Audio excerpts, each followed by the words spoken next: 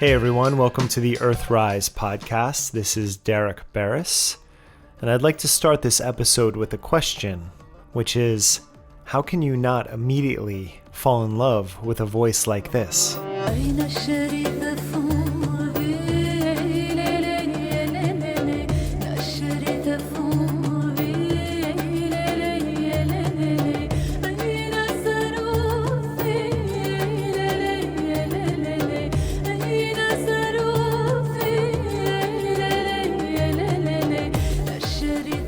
I first heard Azam Ali in 2002 when she released her solo record, Portals of Grace.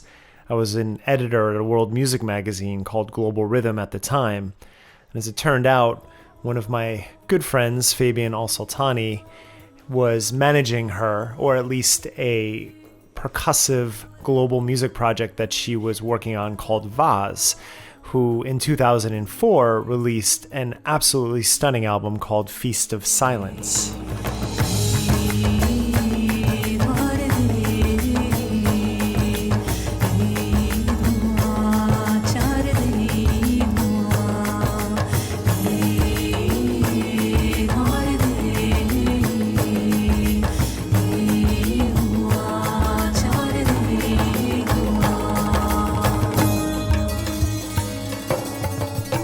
That's also her santur playing that you're hearing right now in the background.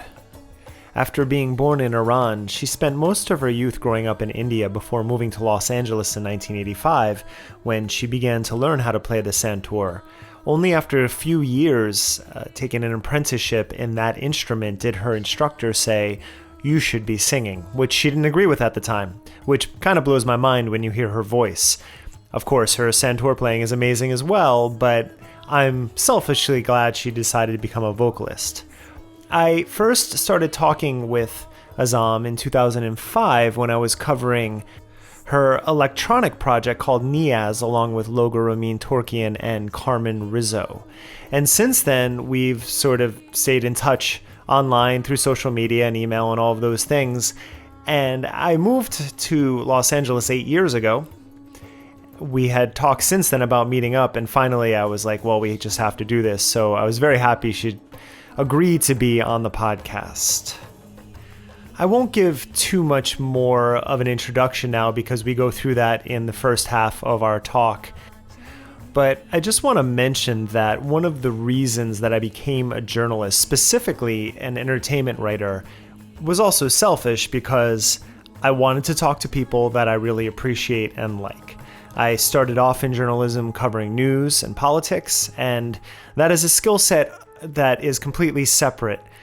I think that what political journalists do are essential, especially given today's political climate, and really important, but back then in my early 20s, I just wanted to talk to artists, playwrights, writers, musicians, DJs. That evolved in my career in health to neuroscientists and psychologists. But on this podcast, it's mostly people that I really appreciate, and Azam is indicative of that. I've been a huge fan. It was so wonderful to go to her studio and spend some time with her and Loga, just getting to know them on a personal level besides just, commenting on Facebook and other social media platforms. But what is important to note there, and what I talk about early in our conversation, is that I very much appreciate how active she is in terms of expressing her viewpoints. They're really well thought out, they're meaningful, they're not reactionary, but they come from a place from someone who grew up under an oppressive regime and has seen what happens when countries fall victim to authoritarianism. I couldn't imagine a better time to have this sort of conversation with someone. I'll lead you in with a little bit of Niyaz here, but I highly suggest just searching for all of her projects, including her latest project, which is the Fourth Light project that will be coming to Los Angeles on June 27th at Royce Hall. just 2 days after my birthday. I look forward to that show. It's a whole other level. She is constantly creative. She just announced yesterday that her and Loga and some other musicians were hired by Facebook to produce over 60 songs that are being released for free on all streaming platforms. I was listening to Volume 1 last night. It's amazing. You can go to her Azam Ali Spotify page if you want to find that. As always, thank you for listening. DerekBarris.com for all the social links and everything else happening. I have a few really cool things in motion right now that I'll be mentioning in the coming weeks. Some of it related around my book, Hero's Dose, which is a book that is looking at psychedelics and the role of psychedelics in ritual and mental health in our modern era. And I will leave you with some Niyaz and my conversation with Azam Ali.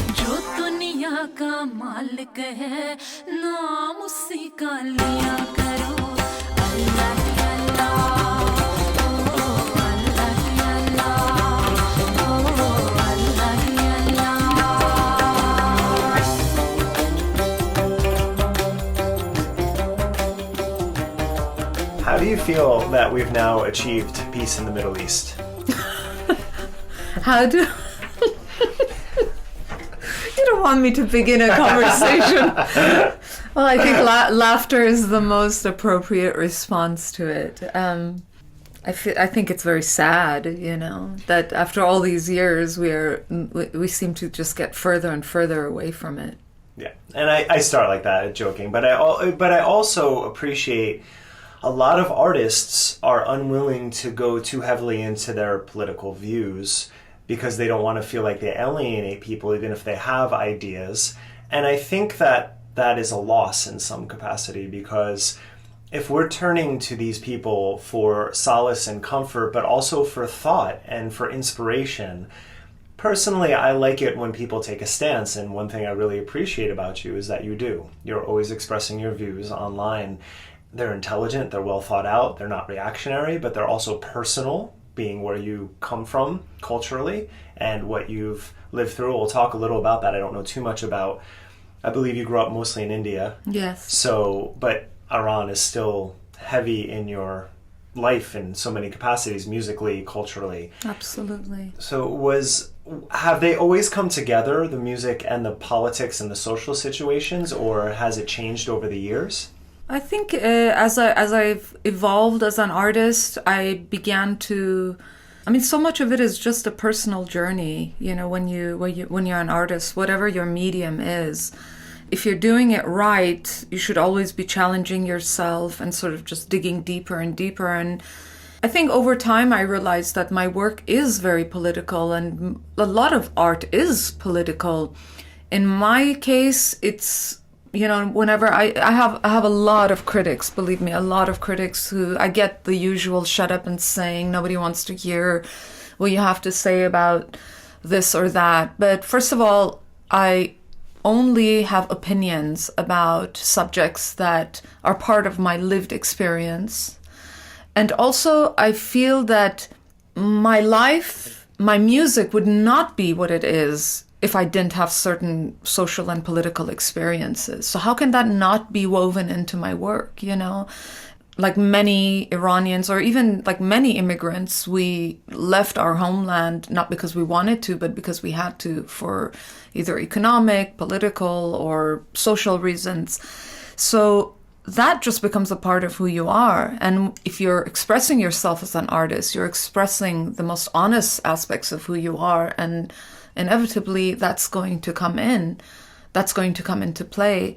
And I've always thought of my work as an autobiography that I'm just sort of writing over time.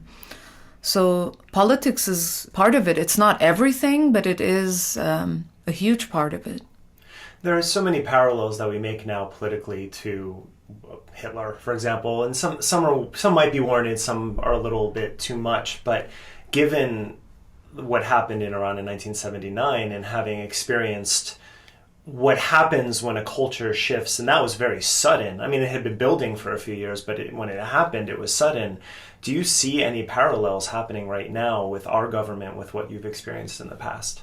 I think it's so complex, and in order to think in complex ways, you have to be able to focus. So tend to avoid these sort of blanket statements of, comparisons with this or that, because also you have to understand context. And Iran is a region that's in a certain part of the world and very different than Europe. So it's going to be very different. And so I wouldn't really use that comparison. But I think where Iran was going was sort of inevitable, because I know a lot of people love the Shah's era, but in his own way, he was also a dictator. I mean, yes, we enjoyed incredible freedom. My mom was, the first in her family as a woman to be educated. She lived on her own. She broke so many standards of what it is to be a woman. She divorced a husband she was not happy with, and she raised me as a single mother. My mother wore mini skirts and platforms, and she was a very liberal woman and very progressive woman. So yes, we enjoyed a lot of freedoms during that era, but it was still an era where you could not speak against the government. So it was kind of inevitable for a lot of people. I have a lot of Iranian friends who are older than me, who were huge activists during that time, and they would consider themselves Marxists or sort of they really liked that sort of movement of communism. I think they regret it now, but it was kind of, the writing was on the wall. I don't think anybody with 2020 hindsight, I think anybody would have taken the Shah over what was to come, I appreciate your response, because it is a complex issue. But drilling down specifically, one thing that comes to mind is, say, for example, for centuries, the outcasting of Sufism as a branch of Islam. Yes. And that was always, close to you, singing many of the songs, but the mystical aspect, the idea that you could experience what Muhammad experienced. You might not be him, but you can have a piece of that. And we have that here with Jesus, and there are certain traditions where you can experience that. Before we started talking, you mentioned the anti-abortion rally, but these uses of religion that are happening right now, and that's sort of the parallel that's in my mind, the way that religion is being used as a political vehicle. Do you think that there's a danger right now with what we're experiencing, speaking of America, of losing some of our liberal and progressive ideas, some of what we fought for? I think what's the biggest threat right now we're facing is secularism. I think that's really what's being threatened more than anything now.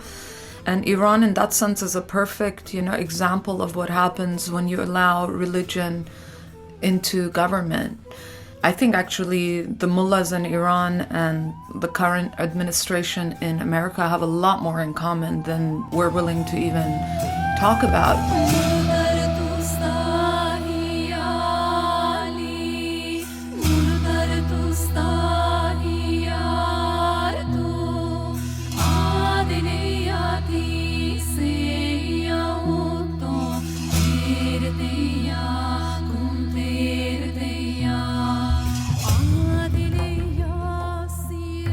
Where also, if you look at India, I mean, it's very scary. That's a place that's very close to my heart because I grew up there since I was 4. And I don't recognize what's happening today in India, this move towards nationalism. And it's nationalism, nativism, and also religious extremism.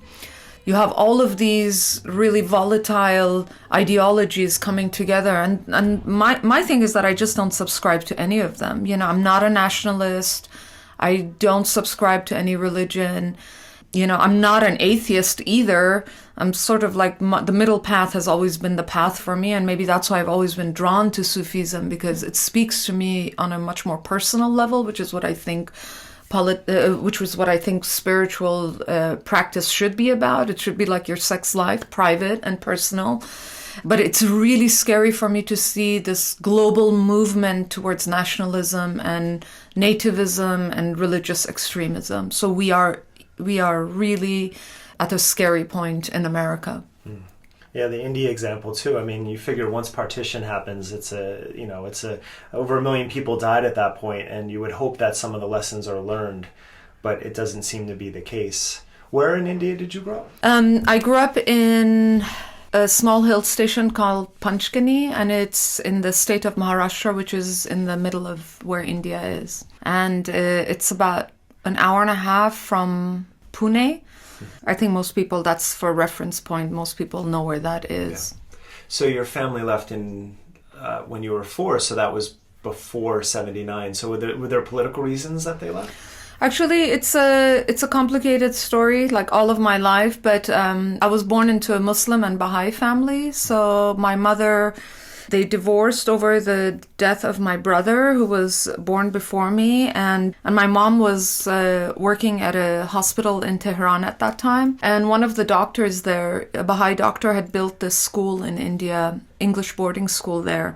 During that era, a lot of the Baha'i families were sending their children there to be educated. So I was among 200 Iranians who was sent there to study. So I actually went on my own at the age of 4. I was the youngest child in the school. And I was there for 11 years. And I grew up in that boarding school in Panchgani. And then my mother came the last 2 years that I was there. I was in Iran right before the revolution because I used to go during the monsoon break. All the Iranian students, we'd fly back to Iran and then we would come back. So the last time I came out and then the revolution happened and I didn't see my mother for about 7 or 8 years. So there was a huge distance, that developed between us. But she couldn't leave because she was a Baha'i. And then she finally was able to escape and came to India in 1982. And then she lived there for 2 years and she had a very hard time adjusting to life in India. And then at that time, the US, Canada, and Australia was offering political asylum to all the Baha'is who were outside of Iran and couldn't go back.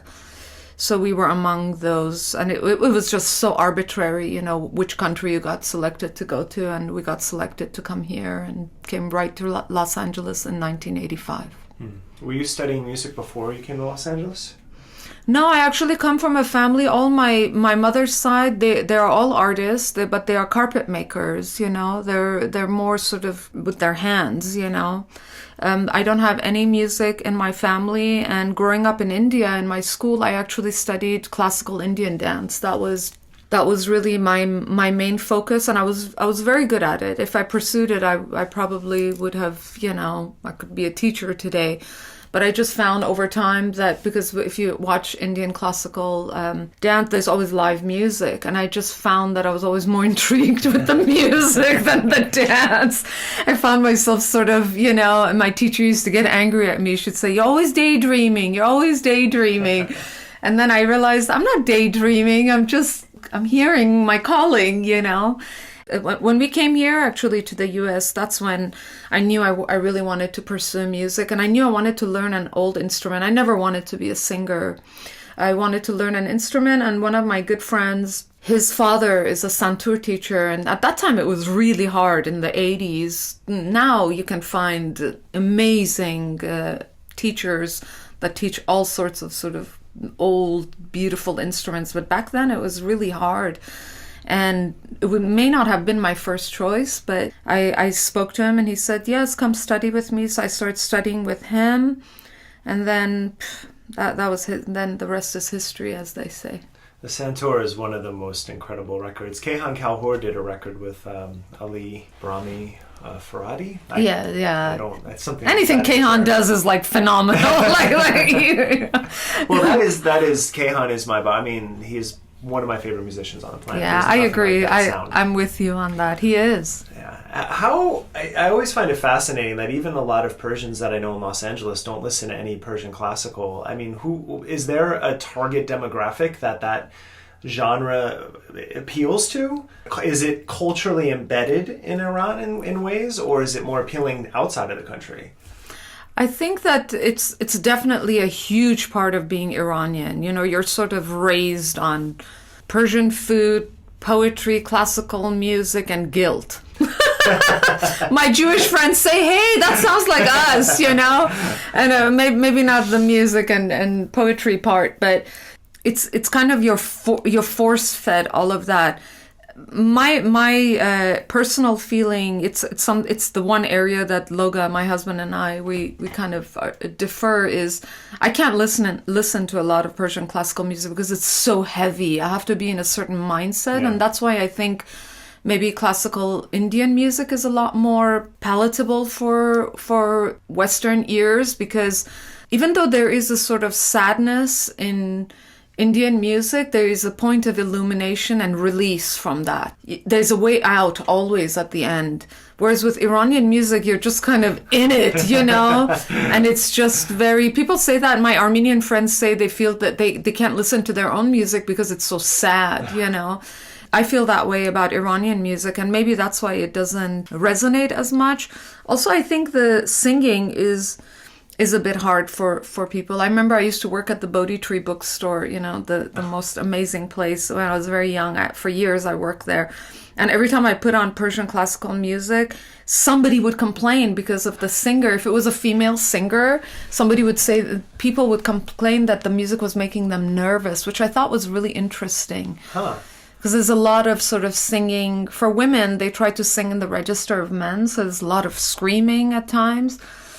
So I do enjoy classical music, either as Persian classical music in instrumental form or when it's male singers, but very, you know, like Parisa, I love her voice, but very few Persian classical singers I can really listen to. So I love Mohammad Reza Shahjarin. Yes, Shahjarin. He's the god, and actually his son is also really incredible. I saw him play with him. Yes. Humayun is remarkable. I mean, my mother came from a village in Iran, and so I grew up. I had a very odd.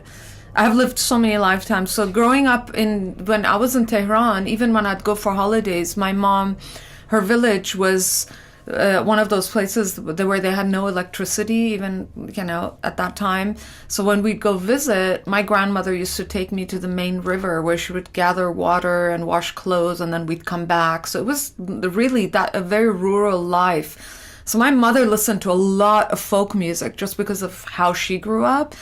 So I think my passion for Iranian folk music, Kurdish folk music, Turkish, actually majority of the music that resonates with me is folk music, because I also think that in many ways Persian classical music is part of class legacy, which I'm very much against. It really belonged to the wealthy and upper class, so it didn't belong to... You know, it didn't tell the story of the everyday people who worked hard and suffered and struggled and triumphed. And folk music does that when you listen to the lyrics and what they talk about. And a lot of them were written in fields and, you know, by people who were really struggling. So that music resonates with me on a level that I can't even describe. That's interesting.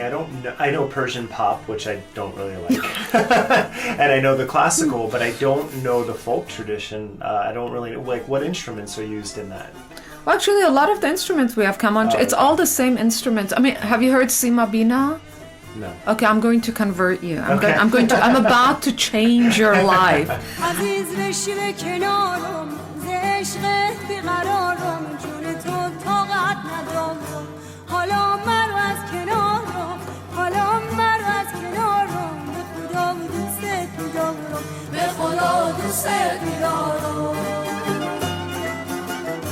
My mom listened to a lot of Sima Bina. She is like the priestess of folk music in Iran. You know, she traveled all throughout Iran and gathered.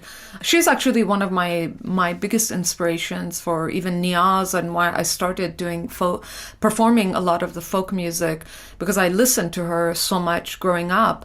So she traveled all throughout Iran and all the sort of minority regions, and because, you know, Iran is like India, it's so vast and we have so many ethnic and religious minorities.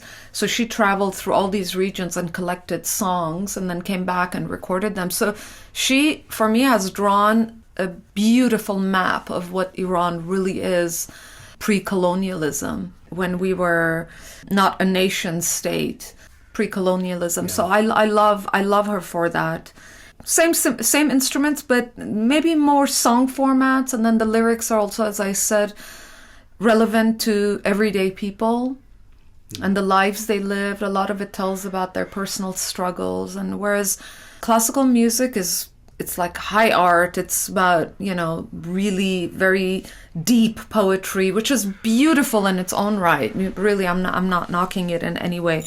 I'm just saying that there's a time and place that I can listen to that kind of music. Yeah, that story seems to have repeated itself throughout the 20th century. That's what Bela Bartok did in Hungary. Yes, exactly. I love him. He's one of my favorite composers, yes. And my family is Hungarian, from there, so I pay closer attention to that. But Alan Lomax in America did that with the slave songs. Or the transition. They were no longer slaves, but the field songs, and presented them. And it always fascinates me that these music forms begin out of poverty and yearning, this quest for something to uplift them, and then at some part it becomes commercialized. Not always, but flamenco did that very much so. Yes. When it got brought into the cafes and such. Even the Bulgarian women's choir. Oh, yeah. That's a perfect example. Also, is that art form. It's one of the most beautiful styles of singing in the world, and it was born out of oppression, that style of singing, but it's so commercialized now.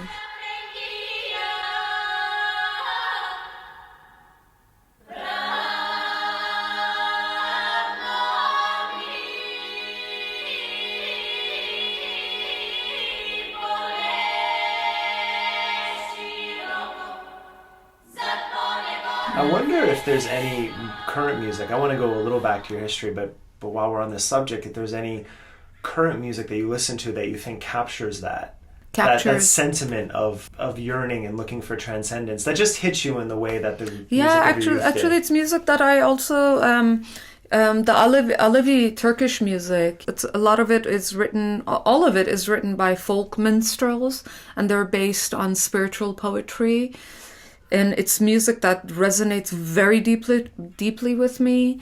Also, the Alevis are sort of like the closest thing I can sort of compare it to is maybe the Sufis in the rest of the region who are really oppressed, and the Alevis are the sort of religious minority that has been oppressed in Turkey for so many years, and their music is the most beautiful music in Turkey for me.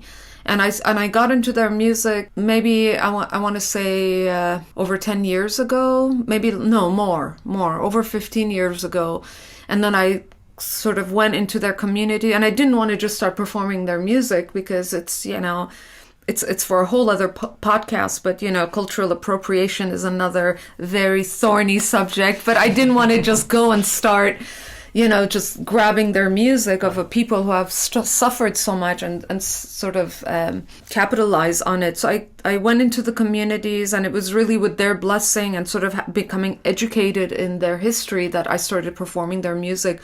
But I think they're very relevant. And also, if I want to bring it closer home to Iran, like Kurdish music, if you look at the greatest pride of Iranian music, who are the ones we look at, like Kayhan, Kalhor, we look at so many. I mean, Hossein Alizadeh is one of our greats, but he's not Kurdish. But majority of our best artists are Kurdish, but we always refer to them as Iranian. We erase their Kurdish ethnicity in so many ways, So this morning, just looking for some biographical information, I was on your Wikipedia page, and one thing I actually did... Oh, I hate that. I'm trying to get rid of that page. It's full of wrong information. Oh, well, let me know, because I edited it today. You did? Yeah. Oh. And I can edit if you need. But besides that, I added your collaboration with Mercandetti, which was not on there, which happened about 15 years ago. So did you do that track with him when you were exploring Turkish women, the music you spoke of? It's right around the same time.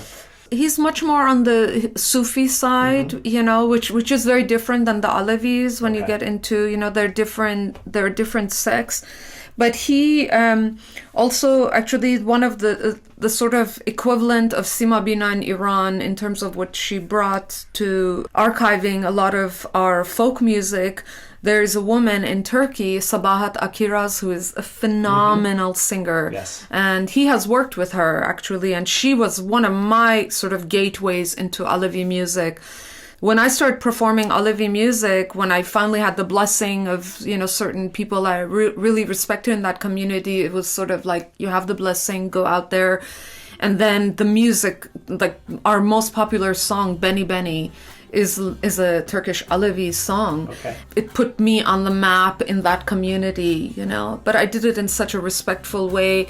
And then he came to me and said, look, would you like to do a couple tracks, sort of? And I said, but mostly if I'm going to do Turkish, I'm going to do either Alevi music, or unless if you want something more Sufi based, then I'll choose some Rumi lyrics and then we'll go with that.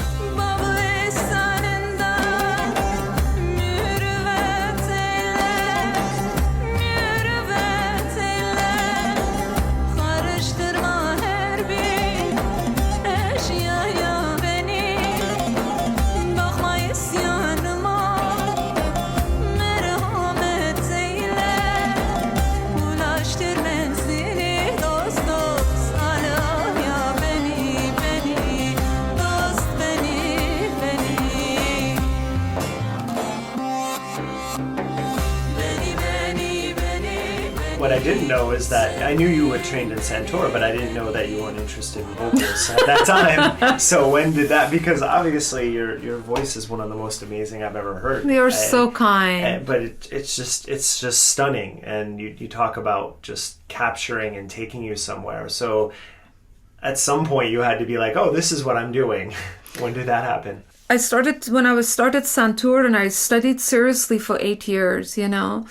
And it was about maybe 3 years into my studies. There are certain motifs that you learn, or passages that you learn. Eventually, because it's Iranian classical music, at some point there will be a section that has poetry, and you have to sing that section while you're playing it. So it's kind of like Indian classical music also. You have to learn rhythm. You have to learn how to sing a little bit, you know. So to learn any kind of classical music like that, you have to learn a little bit of everything. So when I would get to the vocal passages and I would sing them, then one day my teacher just stopped me and he said, "Why are you not singing?" And I said, "Well, I don't really want to sing." And he said, "I really think you should pursue singing, because there's something about when you sing, it touches the heart." And he said, "That's something you're born with. Everyone can learn to become a good singer. You can learn the technique, but being able to just go right to someone's heart is just something you're born with. And I think you should pursue that." So I kind of ignored him for a while, and then finally I said, "Okay, let me see what's going to happen." So I took a course at Santa Monica College. I went there. I was actually studying music there, and then I decided, let me take a course in singing. And I had this amazing teacher. So we finished the semester, and at the end of the semester, he dismissed the class, and then he asked me to stay behind. And I said, so then we spoke, and he said, "Look, Azam, I really think that you could be a really wonderful singer.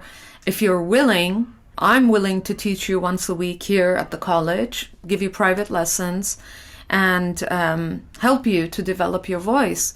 And then I thought, okay, how can I say no to that? And nowadays it's so ridiculously expensive. Back then he was charging me $25 an hour. Now if you want a good vocal coach, it's at least $75 for half an hour, you know? So I started studying with him. And then from there, I really got into early music. And I felt a connection between early music, Hildegard von Bingen's music, and sort of sacred music from India. And then I decided I wanted to pursue that. So I found a teacher who taught that. And then suddenly, once I got into that, nobody wanted to hear me play the santur anymore. They were like, "Leave your santur at home, come and sing for us," you know? So it's kind of it was a path that was chosen for me in many ways, you know? You still play the santur though? I still play it a lot, you know. It's It's an incredible, but I mean, I'm not that good anymore. I mean, I use it for recording, but it's like anything else. If you don't, like going to the gym, or if you don't do a little bit of it every day, the muscles, they forget, the memory is gone, and it's a bit sad for me, but it is what it is. One thing you've reiterated is the respect for cultures, which is so important. And when you formed VAS, I mean, that was very much in the exploration of, I would say, sacred musics around the world, or at least a few of them. What made you choose, well, obviously Persian and then Indian, but what made you choose the focus to explore a global sound to these musics? Global meaning making them more electronic and modern, or what do you mean by global? Instead of just saying I'm going to sing Persian music. Yes. Or I'm going to sing this type of music. Like there's through Yes. that and through Niyaz, there's always, you're saying there's so many Turkish, different there's so many languages. different. So Yes. what made you want to do that with your approach to music? It's going to come back to the political again, because a big part of learning about my own history as being Iranian is, if I were ever to write an autobiography, I already have the title. It would be The Decolonization of Azam Ali. A lot of it was about decolonizing myself, understanding sort of my region before it was colonized. And maybe it's also because I came from a religious minority family. The Baha'is were so oppressed in Iran, are so oppressed in Iran still today, that I developed an interest in ethnic and religious minority cultures. But I once again, focusing on my own lived experience. I'm not going to go and sing about an African culture that I have no knowledge of their lived experience. That for me is being disrespectful to that culture. So I have always kept it within the region of the Persian Gulf or the Indian subcontinent, areas where really I have lived and I have experience. Once I started exploring this concept of elevating and recognizing the religious and ethnic minorities that have made Iranian culture the culture that it is, the rich culture that it is, I started sort of extending that beyond those borders, and then looking at Turkey and dismantling this idea of a single identity to define people, and really celebrating the many different diverse cultures and religions that make them so beautiful. So that's really where the concept for Niyaz also eventually went, is expanding beyond Iran. And as I said, a lot of times Iranians, I've been even heckled at concerts where I have a majority Iranian audience, and they don't like that I perform songs in other cultures, in other languages. Like they'll yell at me to sing more Persian songs. But, I just never, maybe it's because I was uprooted at such a young age, and I've lived in India, and I've lived, I've just traveled the world, that I just don't identify with the sense of pride of nationalism, the sense of like flag, and this is my identity, and I'm proud of that, because it's so arbitrary where you're born. It's geographically into the body you're born, the gender, the religion. These are such arbitrary elements that I don't understand how people can take pride in that. Even when you tell me your voice is amazing, there's always an awkward moment for me where of course it's the polite thing to say thank you, but in my mind what I'm always thinking is, I had nothing to do with it. Okay, I developed it and I worked hard at it, but it's still a very arbitrary thing. And I think as I'm getting older, what I'm taking more pride in than my body of work or anything is that I am actually making a positive contribution to society. That's something very deliberate that I'm working on.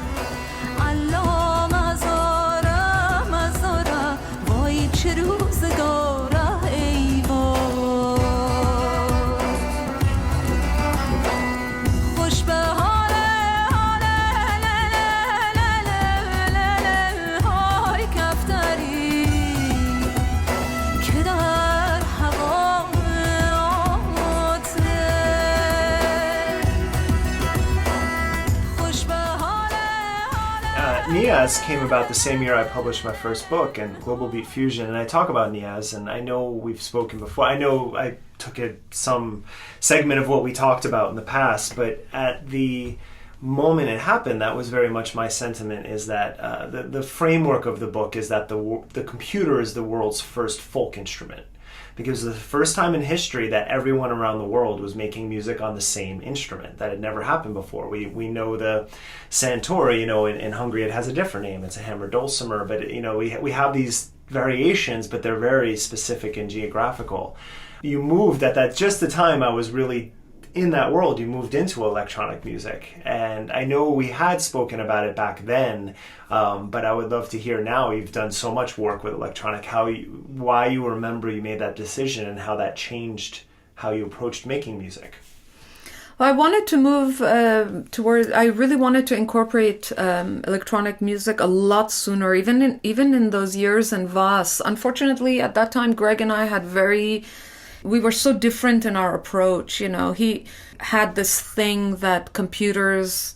It was so strange because we recorded everything on Pro Tools, and it's always so strange when you put reverb on your drums, but he was so against any kind of synthesizers or sequencers, he was, and I respected him because I think for me, rhythm is the heartbeat of the music, so I had to respect his approach to the way he was the kind of guy that, I don't really know what he does anymore, but back then he was the kind of guy that if he wanted to put a shaker track, he was going to play that shaker from minute 1 till, 6 minutes. And then you'd sit there and over. Whereas, me, I'm like, I play for a minute. I'm like, okay, I got 8 amazing bars. I'm going to grab that and loop it. And, but his thing was, well, he was so against that. So in many ways, I respected his approach to music. It was very organic, but over time I felt very suffocated by that approach because everything is a tool for me. It can be used in a destructive way and a productive way. How can we live with so much technology and not have it serve some kind of positive purpose, I was really interested in going in that direction. He was absolutely against it. So I think by the time we did our 4th record, we knew it was time to part ways. And then I really wanted to start Niyaz. So I went to, and it's weird because I've known Loga since I was 18 years old. We kind of grew up together. So he had Axiom of Choice. I had Voss. And we were all friends. Actually, we all met around the same time. And it was a very exciting time in LA in the 90s. We were all we'd get together at people's houses and play music. And it was really where we started experimenting with these sounds of mixing sort of our cultures with other cultures. And, something was magical was brewing in that time.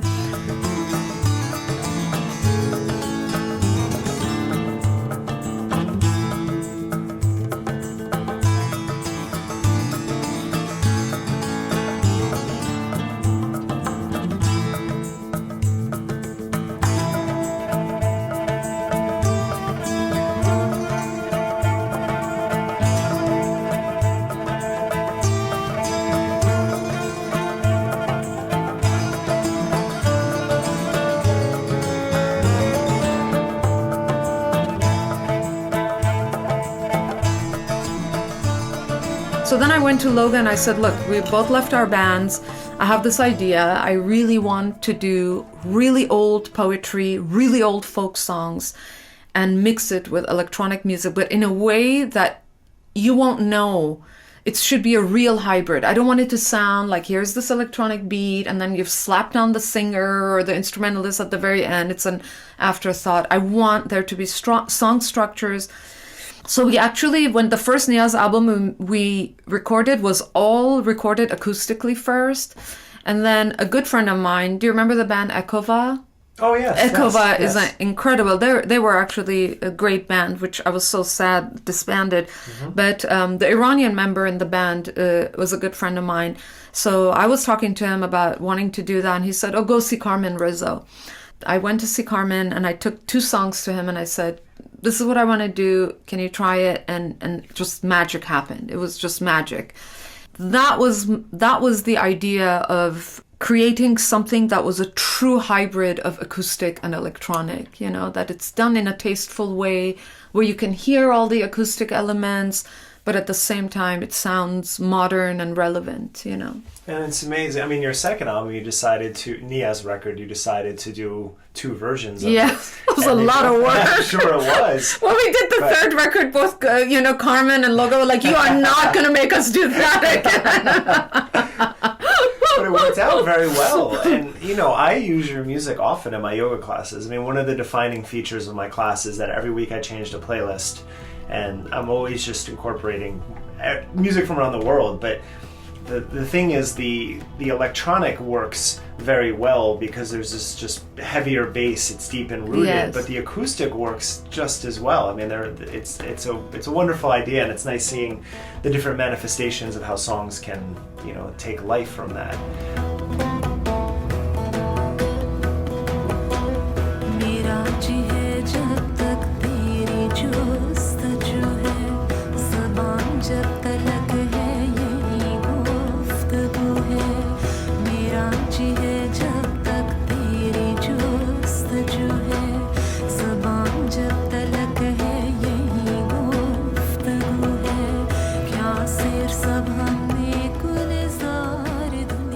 At the beginning, when we started it, I remember a lot of people rejected. Even to this day, one of the biggest obstacles for Niyaz is that we don't fit into the traditional world music scene, and then we don't fit into the electronic scene because we are not electronic enough for them, and then we're not world enough for, you know, like WOMAD, for example. Like, we're too electronic for WOMAD. They've told us this, that it's just too electronic for WOMAD.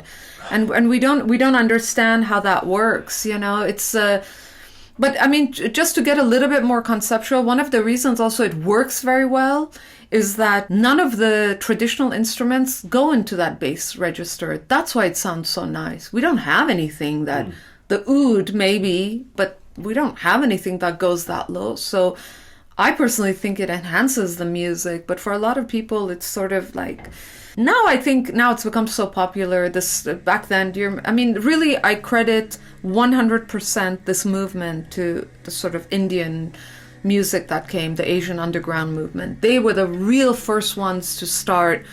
You know, we have to credit Talvin Singh, all those guys who really started taking traditional music and then adding electronic elements.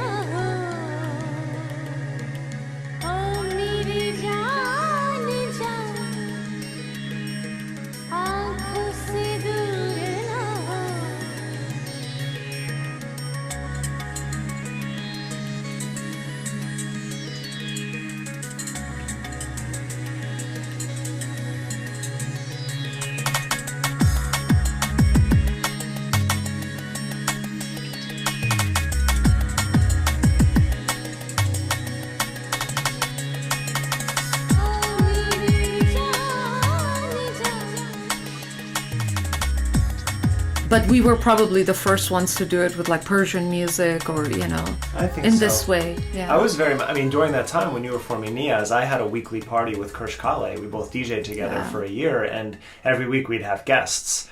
The Asian Massive came after the Asian Underground, kind of on the coattails of it. But that, when you talk about that scene of Axiom of Choice, which great band as well, and Vaz, like, I was very much embedded in that scene, and it was such an exciting time. I remember when Missy Elliott sampled a tabla, and that became like the first representation of an Indian instrument on the mainstream. And what I actually find fascinating now is the way that the next generation, it's just almost natural.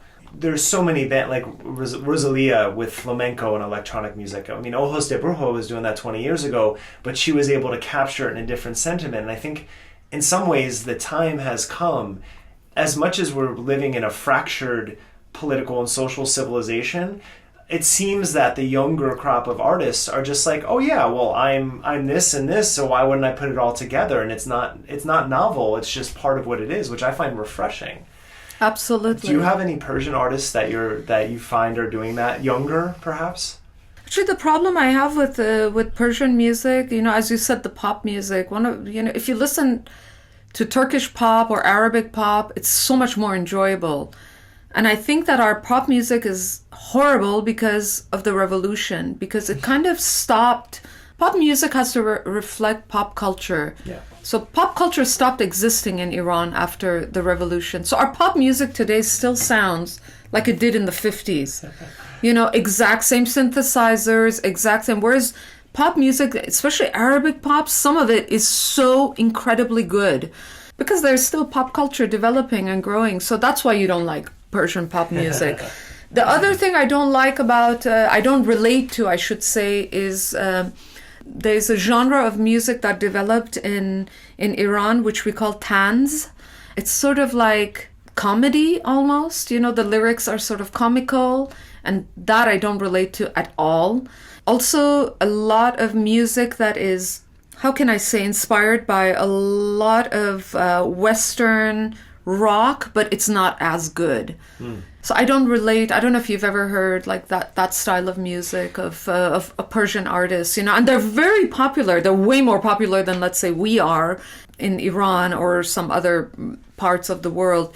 But it's just not music that I relate to. If you ask me if I like Persian artists, I'm still going to tell you Kayhan Kalhor or Sima Bina, or for me, it's the roots stuff. You know, I don't have any, and I feel sad to say that there are no, like when Loga did his album Mehrab, I was the #1 fan of that album. Like, I just thought, I want artists to make, musicians, Iranian artists to make albums like this, you know.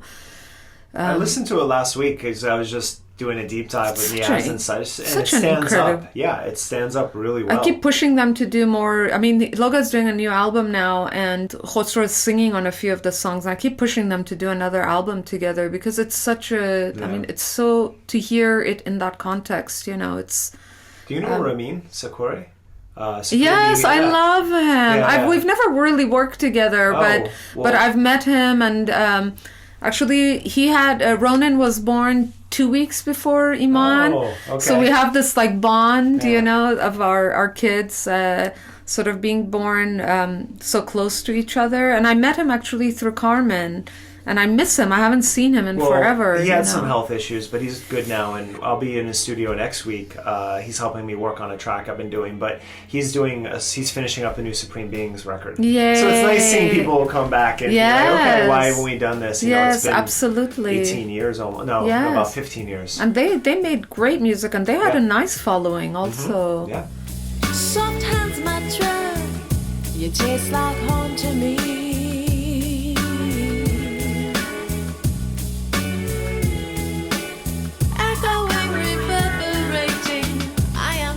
Remembering your kisses a dream, elations extreme. One step closer, I am one step closer to heaven.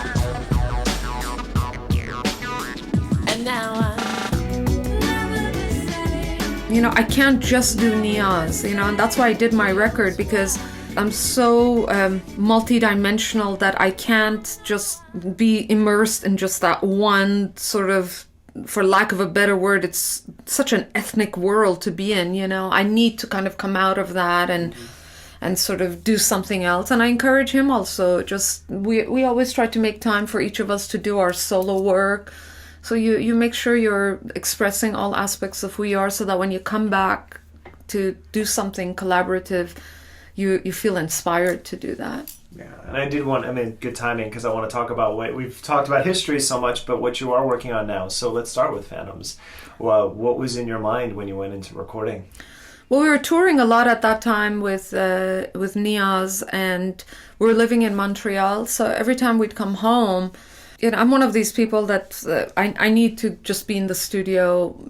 You know, maximum I can go is like a few days, and then I start getting really depressed, you know. So I just would come into the studio and just lay things down. And at that point, I was just full blown in sort of producing my own music. And I started writing these songs. And before I knew it, just every time we'd be home from tour, and then before I knew it, I had this sort of theme that was developing that was very non-world music. It was not a very conceptual album in that sense, you know. I just made music that I really loved, and then once I was about 3 songs into it, I realized I was tapping into a lot of the music that I was listening to in the 80s and 90s when I came to America. And the music, I mean, I was not like a hardcore goth girl, I was more like post-punk, and I never really quite fit into any scene. But yes, I mean, for me, Depeche Mode was my gateway into electronic music. You know, I was at my first Depeche Mode concert when I was 18, and I just remember it was just like the most mind-expanding thing I had ever heard, you know, because here were these melodies that I could relate to because they were sort of in minor keys and I could follow them. And then there was this electronic aspect to it, and that was sort of my gateway band. And then from there, you know, it just went all over the place. And then, of course, you know, Massive Attack, Portishead, they were my biggest inspiration. So I found that I was tapping into a lot of that era of music that I was listening to. And I just went with it. I went with it until I had 10 songs, and I thought, okay, I think I might want to release this. And that whole process was about 4 years, because I started playing it for friends when they'd come over, and I thought, no one wants to hear this, you know. They all associate me with Niyaz and sort of world music. And then friends came over, friends who really, they deep listen to music, and they thought, they started encouraging me. So I thought, okay, let me put this out and see what happens.